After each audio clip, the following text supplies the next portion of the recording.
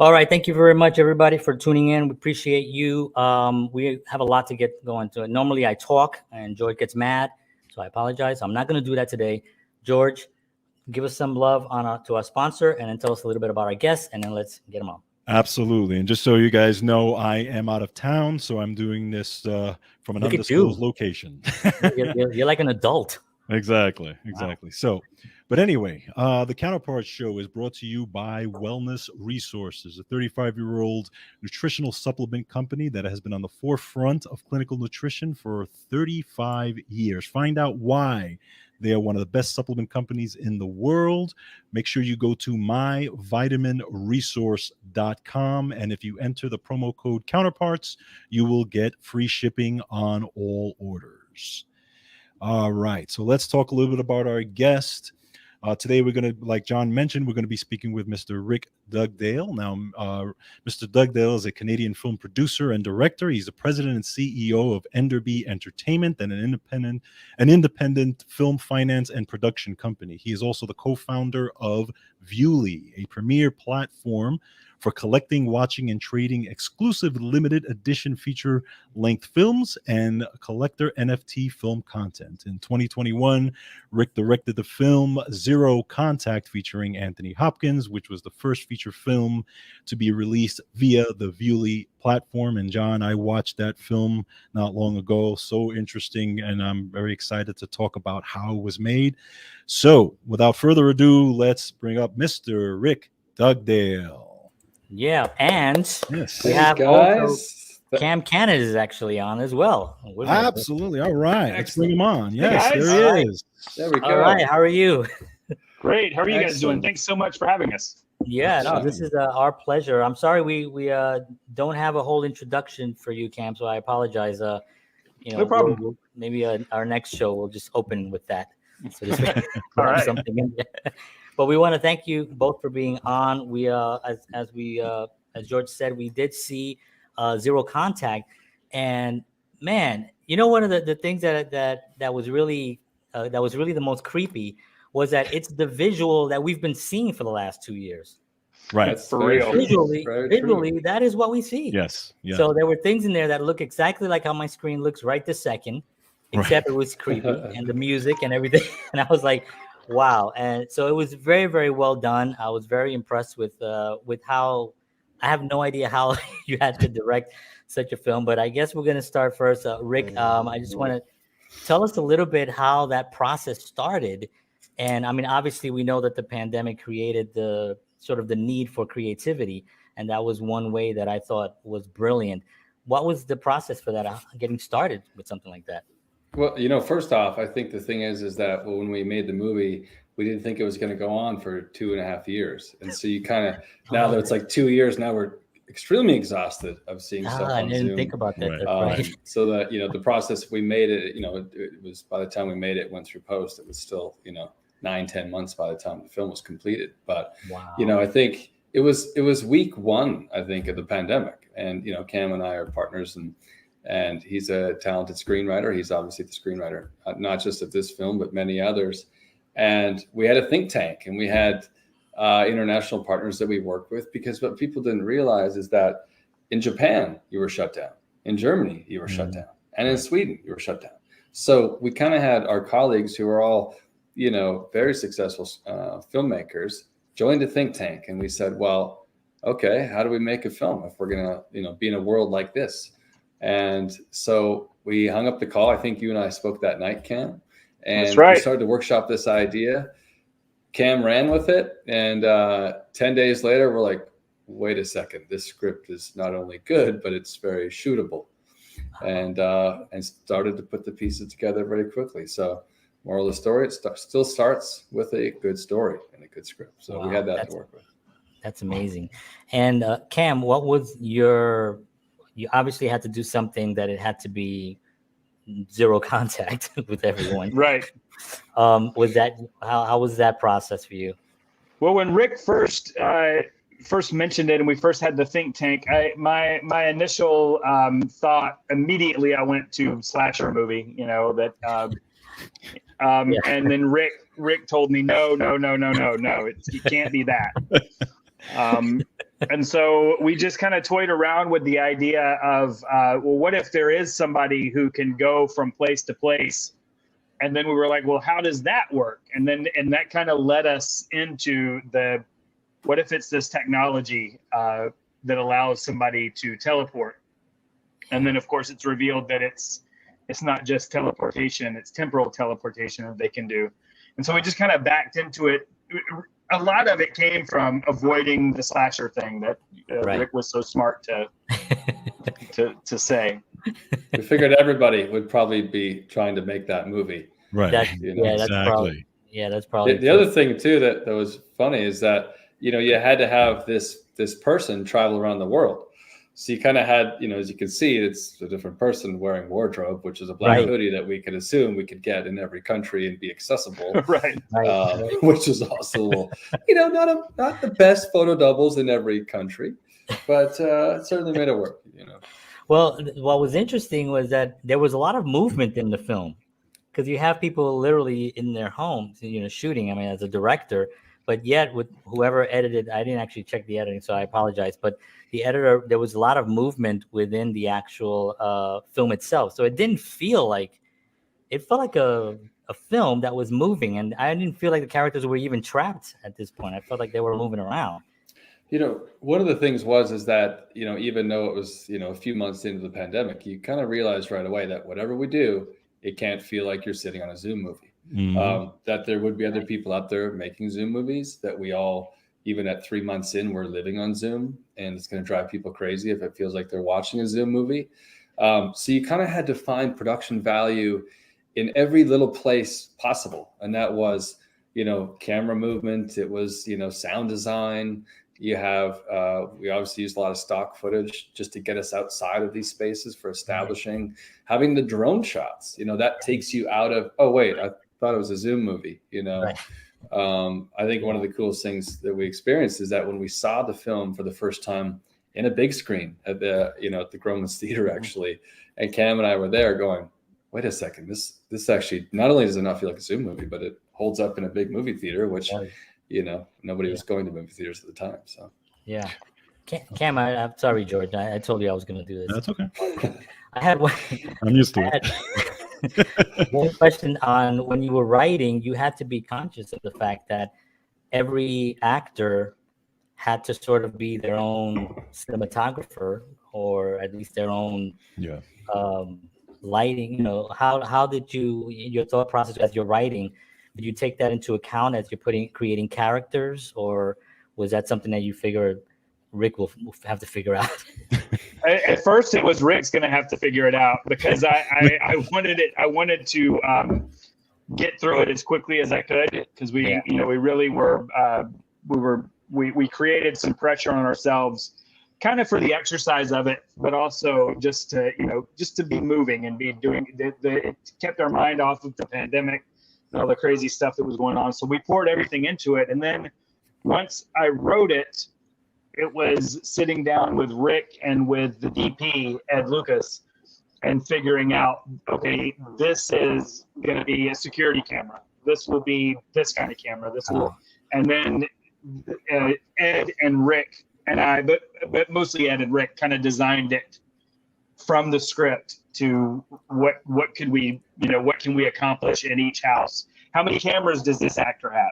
If he's got, well, for clarity, Cam, you were a producer too, so you're like, oh wait, I also have to solve the problem that I wrote. Right. So that added a layer. That's true. Right. Exactly. That's amazing. So, I'm just curious to find out what are some of the obstacles that you had to go through to get this done? Because I mean, obviously, you're dealing with. I know you're traveling all around and trying to, go. I think you were working outside of some people's houses with their Wi-Fi and trying to deal with signal issues and stuff like that. Talk a little bit about that whole process. I think the biggest issue right from the get-go was convincing people that it wouldn't be a waste of their time. Right. Not that they had, they had anything else going on all these days. What were they going to watch on Netflix was the biggest, decision they had. Tiger King. But I think. That was huge. But the thing is convincing them that it's possible, and how it's written and how we'd walk them through it and kind of hold their hand. And then it was kind of the technical aspects of, we'd have Zoom calls that were essentially a location scout, and we'd have all the technical department heads on the location scout, including something that's unusual. We'd have the editor. By the way, the editor is Håkan Carlson, an incredible editor from Sweden. Yeah. But like, we'd be on the Zoom for a location scout, and they would walk around with the laptop, and we'd say, okay, great, that's going to work for scene 38. Great. Can you just turn the light on? You know what? Grab the lamp from that room and just make a note. That's going to work in the other room for tomorrow night when we shoot, scene 80 or whatever it's going to be. Yeah. And then the people, the actors would kind of note it. And, we had a great AD, which is also, made the set feel real. So Artie Carlson, we had a board essentially. And he's like, okay, guys, for scene 38, it's going to be, Alex's, den. And over here, it's going to be his kitchen. And then that was, you would zoom in the next day for the set, and it's like, it's he came out of his trailer, which means his bedroom and wardrobe, right. And we would shoot. But convincing people it could be real, was the biggest issue out of the gate. And it's funny because you're getting Sir Anthony Hopkins on this, and I'm like, okay, how are you getting him to buy into this whole vision of this movie? I think the thing was in the very beginning that the way that we knew we were going to shoot it, each actor by themselves, right? We kind of knew in the back of our heads that there's an opportunity here to save one character for a later date, right? And the thing is that, the way that we shot it, like no actor, because a lot of people think that we just zoomed in and recorded, right? And then you would take the footage from Zoom, or you'd have a camera. But that doesn't work because that's not a releasable film because the quality's not good. Right. So every actor shot themselves. They never met the other actors. There was like one table read, which was a broken internet feed of a table read, and that doesn't work. But the coolest thing is that you'd have like Chris Brochu, performing this awesome performance, right. And I'm sitting here going, he's acting opposite the AD. Right. Yeah. And you realize that this like lack of chemistry because he doesn't even know who's playing the other part yet. Right. Wow. And that lack of chemistry is what we've all lived in 3 years. Right. This lack of emotion and connection, which I really believe plays into the movie. Yeah. Because you see them come together in the end, but they're coming together online, just like we've all had to do, Yeah. But that lack of chemistry is the coolest thing that I think really worked for the film. The writing is so great. There's that opening monologue with Anthony Hopkins, and there's a lot of sections where is really, really inspiring.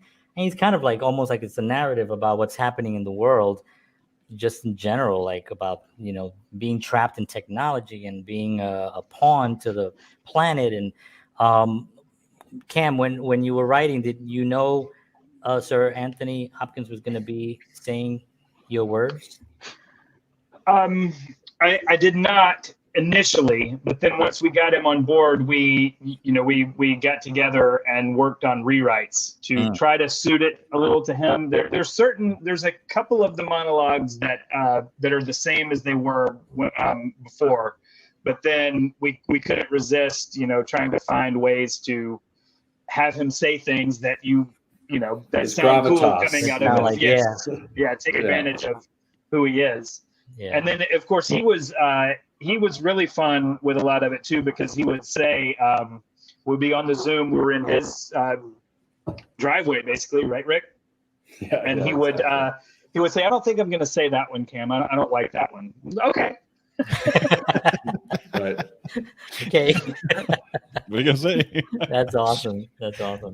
So I wanted to actually ask you about the Enderby Entertainment. We're gonna obviously we'll talk more about Zoom Zero Contact as well. But tell me, I read, I went onto your site and the purpose and the values that's on the page, and it's so inspiring to see that, because it's one of those things where, in the industry, you kind of expect, maybe I shouldn't say that, but sometimes it's just nice to see and to read those words on your site that you really care about not only the work, but you care about the crew, you care about the investors, you care about the project, you care about the writing and the storytelling being the most important thing. How did that come about with you and Cam when you guys decided to put this together? Because it's such an important, for me, I'm seeing a lot of different these agencies. It's such an important thing to read, and I was like inspired by it. You know, Dan Petrie Jr. is my business partner, and him and I founded the company in 2006. We had met in 1999 doing a film in Vancouver that he was producing and was one of the writers on. And I kind of took his lead ultimately. I mean, the Petrie family in general and everything that he has to offer, you know, very gracious, very much the mentorship program.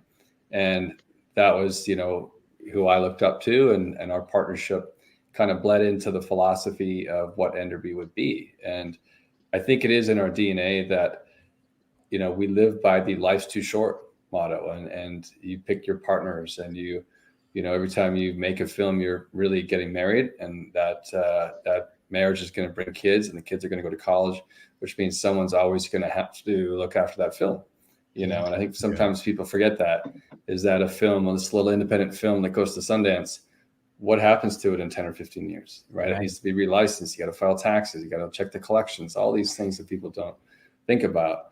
But as Enderby, we really were focusing on, you know, just working with the right people and developing people that think the same way. And we do a lot of work with the Austin Film Festival, the Austin Screenwriting Conference, for the same reasons. And that is, you know, to try to create a mentorship, to try to, you know, find more team members and just kind of offer our advice and our opinions as to what we've experienced. And, you know, my role is to continue what Dan started and the Petrie family in general has started. So I think it's probably what makes us unique a little bit. You know, we don't get to make movies without collaboration, and that includes investors, you know, look after the people you work with.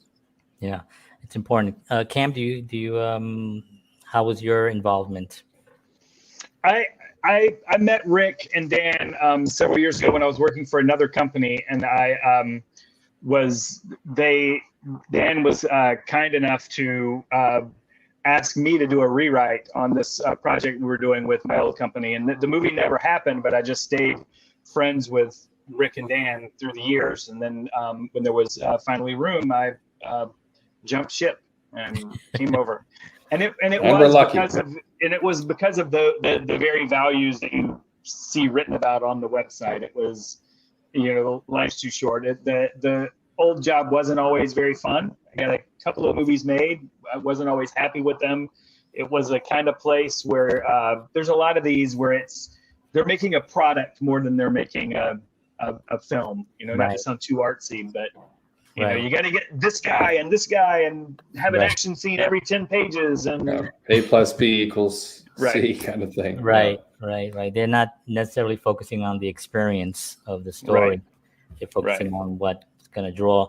But don't you find it that in recent, I don't know, just recent months, actually, I guess, that people are really want to get films that actually inspire and have a different take. Like, you know, the Marvel series, it's such a huge thing, you know, but you kind of understand it. And I love it. I have a 5-year-old son. We geek out on it. So we love it.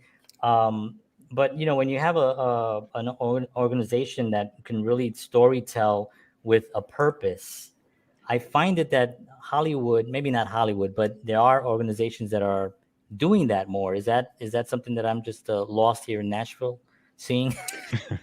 I mean, I think personally that like society is getting smarter, and the culture is having a comeback, and interest in other topics and other pieces of storytelling and art are becoming more appealing to the younger audience. Yes. And I think, you know, the theater business is going to have a comeback in a big way. And obviously Maverick and the Marvel movies are making that happen. Right. But there's an interest that those 16-year-olds are having for non-Marvel movies, you know, and I think that's going to bode well probably for next summer. I think you're going to see more films in movie theaters that aren't Marvel movies, because right now that seems to be all that there is. And of course, the theater business needs that, because coming out of COVID, you need to fill the theaters, otherwise there won't be a theater business. But people are getting smarter and they have a wider appeal in terms of interest. And I think that's driven a lot by the streamers that are providing international content.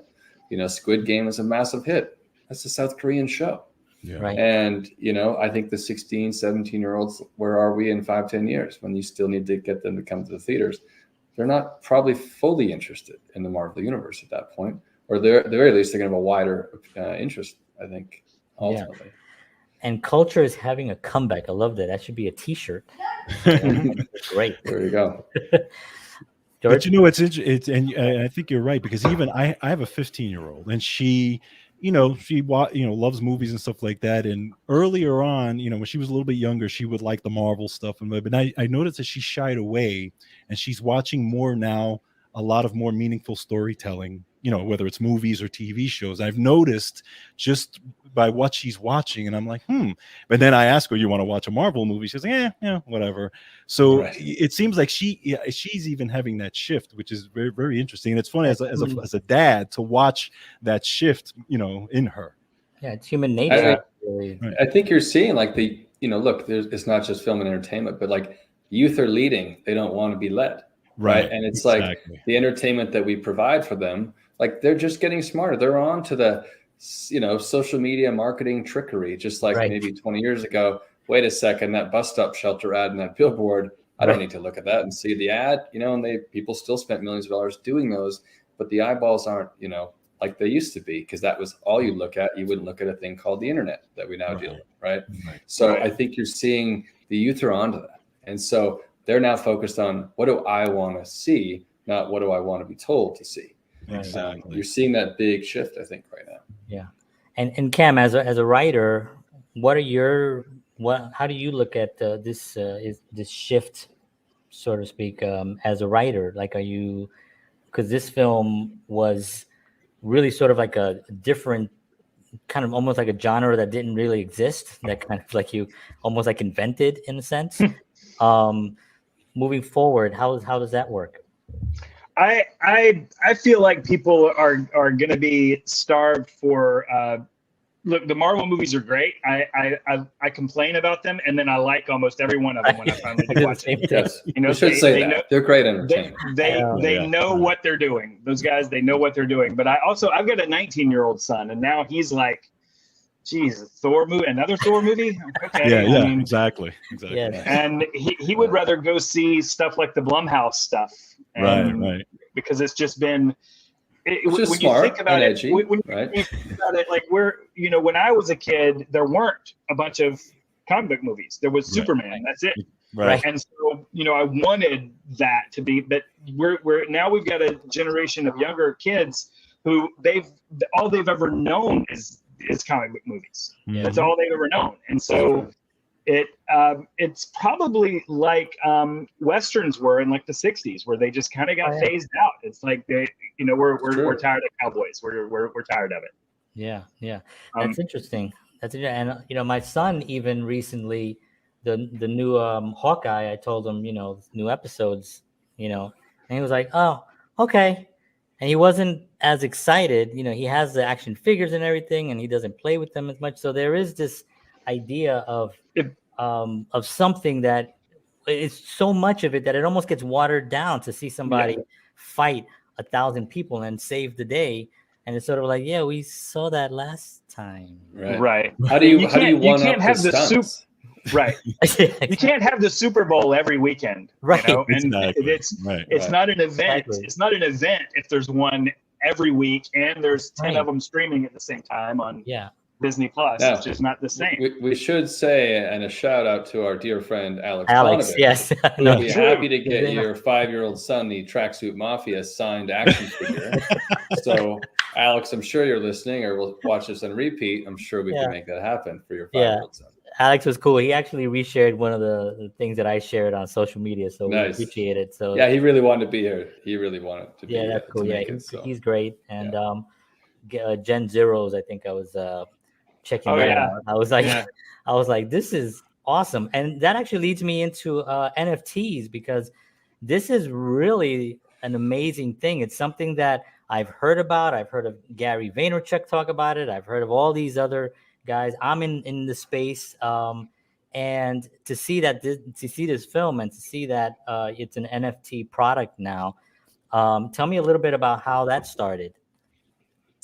We made the film, and once we saw the outcome of it, we realized that maybe it would be a disservice to release this film in a traditional sense. And we were fortunate enough to be working with some tech guys involved in this space. And I reached out and said, hey, listen, what would it look like if we had, a 95-minute NFT? And what does that cost in fuel? And how does this work? And within a couple of days, we kind of had a structure laid out to build this platform called Viewly. And ultimately, it took about 6 to 8 months to build it. And we launched on OpenSea as kind of the billboard to Viewly. Mm-hmm. And now Viewly's been operating since February, March. And it's, going through the process and being part of Viewly, you realize this is probably a real way to release your movies. Going back to what we were just saying about the youth, it's like the 16-year-olds are okay with digital transactions. They're okay with digital content. Mm-hmm. Does every 16-year-old have a hard wallet and NFTs? No, not necessarily. But that mindset, right, moving forward in 4 to 5 years, it's not a big deal to own an NFT. And it won't be called an NFT in 4 to 5 years. It'll have some name that'll be, less the stigma behind NFT and Bitcoin ultimately. Yeah, and I have an 11-year-old daughter, and she's on, Roblox, and so she buys a fancy hat. Well, that fancy hat is it's an NFT, and so of course it's all going to go in that direction at some point. I think that I find it exciting. At the same time, I find it a little confusing, because like, what can you add into it that provides more value, not just for the 16-year-olds and the kids that understand it, but for the older generations that are still some might want to go to a drive-in at some point, but just want to go to the theater. That still, I don't know how that balance is gonna go. Well, first off, I hope the 11-year-old didn't have that transaction on your credit card. Watch for more of those. On my credit card, because then you do have a whole NFT collection. It just happens to sit in her wallet. I think the thing is that when people, trying to understand NFTs and what's the difference from the Lionsgate release in our case. And Lionsgate's a great partner that we worked with. And the NFT community, and let's talk about Web3 too for a second. Web3 and the future of where we're going with things is essentially, to sum it up, there's many ways to define it, but it's almost a decentralized world, a decentralized globe with no borders, which means kind of open honesty, transparency. Imagine a world of positive culture and positive in nature, with no negative feedback and reviews and trolls and bullying online. That's really where Web3 is going, right? And so the NFT offering in a film and the magic word utility that we all point to, what does that mean, and what is the utility for this film or this, Bored Apes, right? Or the Jack Dorsey tweet? There was no utility with that. And then you question, well, why has the value gone down? It was just a piece of paper on a wall. There was no utility. It didn't get you dinner at Jack's house or anything like that. Right. So the NFT holders in our films, and every film that Viewly releases, we look at it like a treasure trunk of utility. And you open it up, and if it's a film that's in development, here are the things that you can add to your list of utility, right? If the film is completed, that's going to have a different set of utility. A few things at the crossover, but you're not coming to the set because the film's done, right? And then there's maybe a sequel. In our case, like, you might be able to get a ticket to Antarctica because you're in our community and you're growing with us and we're listening to the community. So it's a lot different than a traditional release, because it allows us to connect with the fans when they leave the movie theater. When you go to see Maverick, you go to see Marvel, you leave the movie theater, you're gone. You don't connect to the distributor or the movie makers, right? You're going to stand by to see the next Marvel movie. So it's really about like engaging this community that's along for the ride with you. And you give them something, they give us something positive in nature, future of Web3, give them an NFT and build a community. Yeah, and value will increase as the time and also the project itself gains a whole life in itself. And so it's all about investing in that product. Yeah, at the very least, I mean, we never sell NFTs to say, buy now, it's worth more later, right? We are providing an NFT that has utility. But when you buy a Blu-ray, what happens after you've watched it a couple times? You're either going to give it to your buddy, it's going to go to the cottage, or it's going to be at a garage sale for $1. That's the extent of the life of a Blu-ray. An NFT, if you continue the community and you continue the brand and the product and you build from that, it will always have a life. Is the value going to exceed that you purchased, what you purchased it for? Right. More than likely, if you have that community around it. And also scarcity. There's only so many of them. Correct. So like if you had it's like baseball cards in a sense too, it's like you have the rookie card and that's that one rookie card and it's in mint condition. Well, there's the value right there. Somebody that you didn't know was going to become, when you were a kid and you're collecting, the basketball set, did you know that there was only 1,000 Michael Jordan rookie cards made? Right, you didn't know that as a kid. Right. You just kept spending your allowance trying to get the one. Exactly. But it's like, no, there only was 1,000. Right. Yeah. So it's like the Willy Wonka ticket. You need the rich guy to buy the factory of chocolate bars to get the ticket, Gosh. And that's because it was scarce. And that mindset is where we're going. But everybody collected the set, but you missed a couple because there wasn't that many. I remember just eating that hard gum and just putting the cards down. Who knows what I had there? Yeah, a million or making on your bicycle, making the motorcycle. Yep. It's like, damn it, that was a Wayne Gretzky rookie card. Can you imagine? Yeah. There goes that $2 million card. But hey, at least my bike sounded good. Exactly. Yeah, exactly. Yeah. George, I got one question. I know you go right ahead. Go right ahead. I actually ask because Cam, you had mentioned earlier. I'm going to put up. This you had mentioned earlier pressure. You put pressure on yourself to kind of like write and to kind of get things going, because I think during the pandemic, I think it was one of the traps that a lot of people kind of ran into. I started this with George and we were like, well, we got to do something. We got to go meet people. We got to do something, we're both musicians. We played in bands together and we recorded records. I'm a filmmaker, so we're very creative people.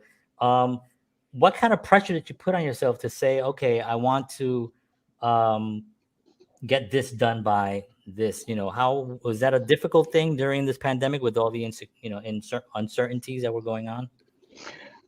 I wouldn't say it was difficult because and I don't mean that to sound like this is easy for me. It's not difficult because I love to do it. Right. I love just sitting in my computer and figuring out a story and and then seeing that how was it, Rick? I think I bugged him, like the day I turned in the script, I would send him a Slack every 10 minutes. Did you have you read it yet? Are you reading it?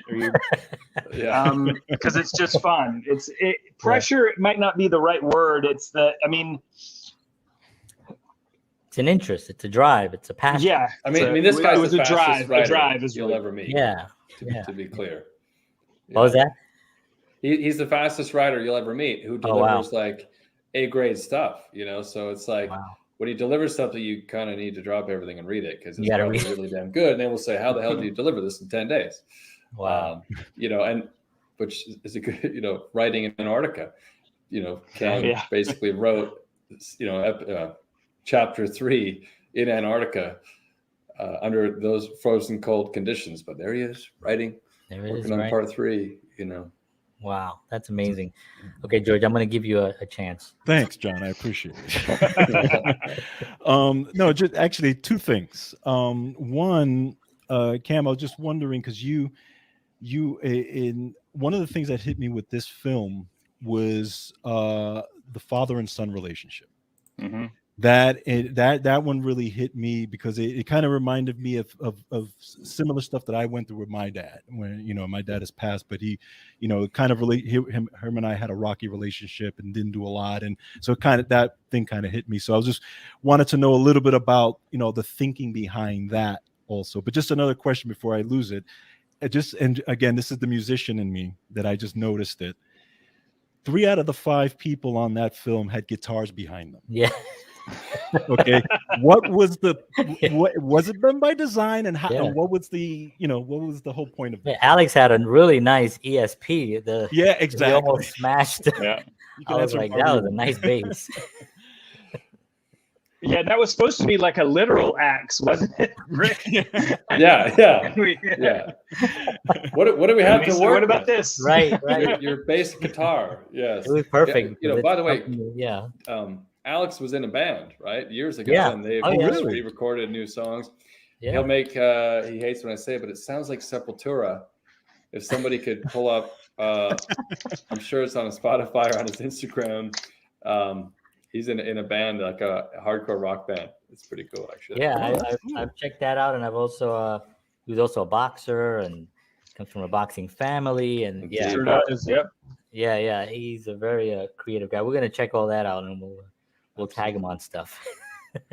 But okay, George, your question was about father and son. Yeah, just curious about that whole that piece of the father and son thing, how that came about, or just I had my father passed away also. I had an amazing relationship with him. So never went through anything like this, but it just honestly, it feels like fatherhood is it's a really strong theme to me, because we live in a world where, just my opinion, we've devalued fatherhood a little bit. Right. Yes. And agreed. And so it to me, it resonates because it's so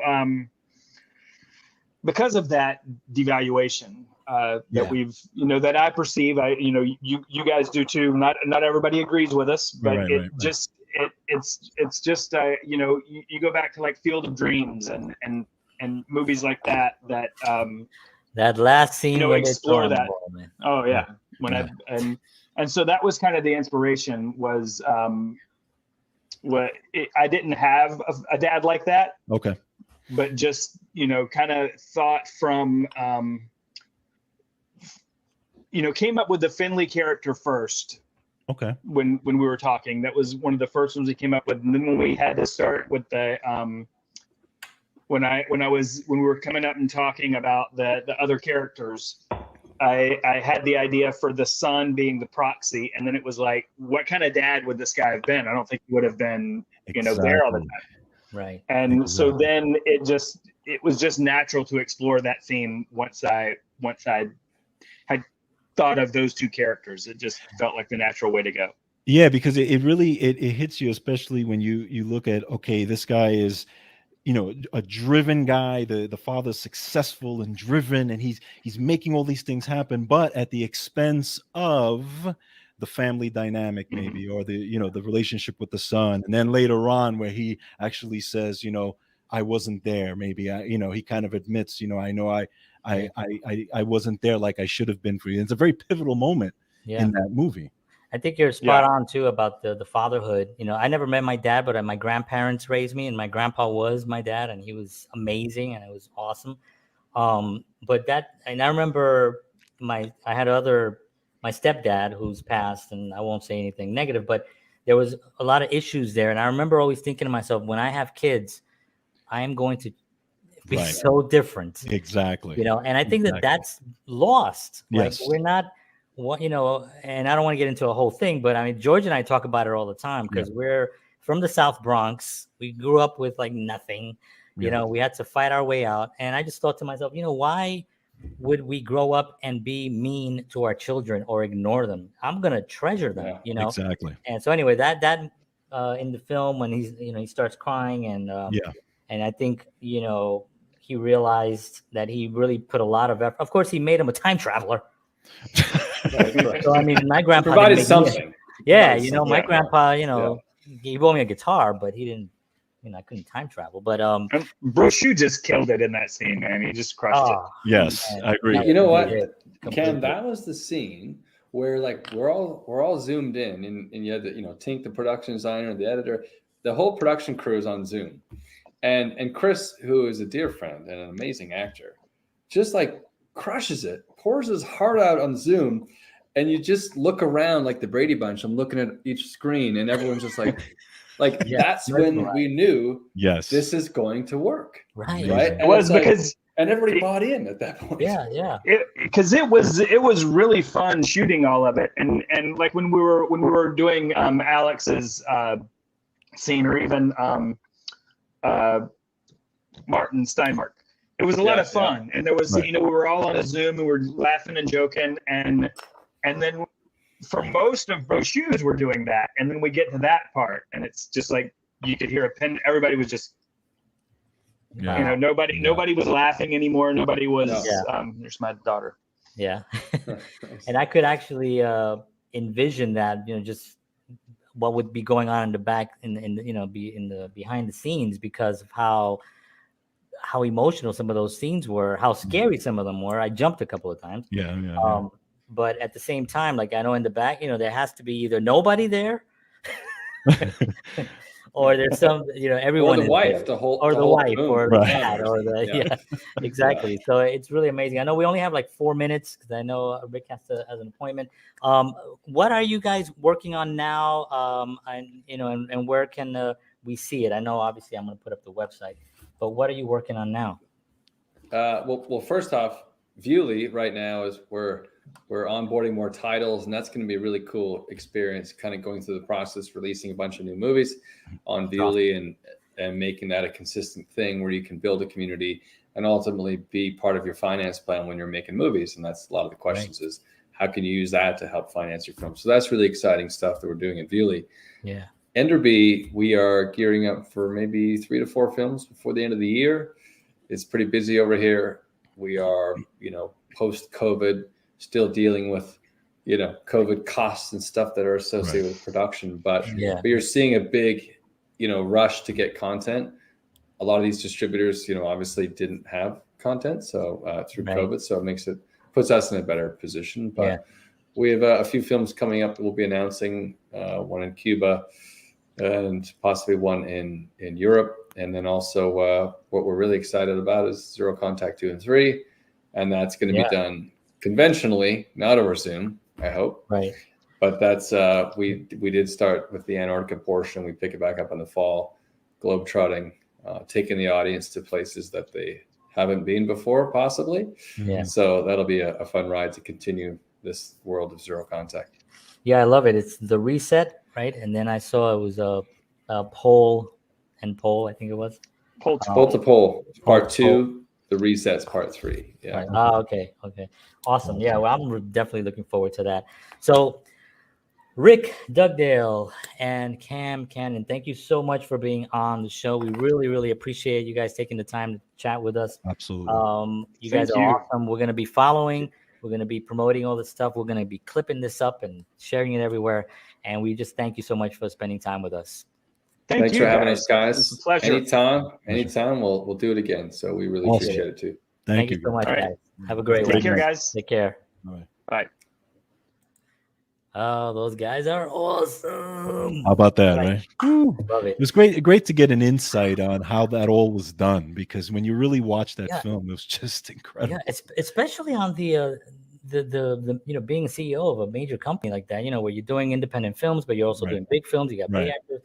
Ben Kingsley, I didn't ask about Ben Kingsley, but I wanted to know because Sir Ben Kingsley is like one of my idols too. And but just being in that world is always good to see how level-headed, and that's really what you do. That's really where you can actually get that kind of product from being in that type of personality. Maybe I'm being, overly excited, but I get excited, as you know, George. All right. Well, we want to thank everybody for tuning in. Thank y'all so much. We will see you all again next week, same time, 7 p.m. Central, 8 p.m. Eastern Standard Time for Counterparts. George Batista, thank you so much. Have a wonderful week. And as always,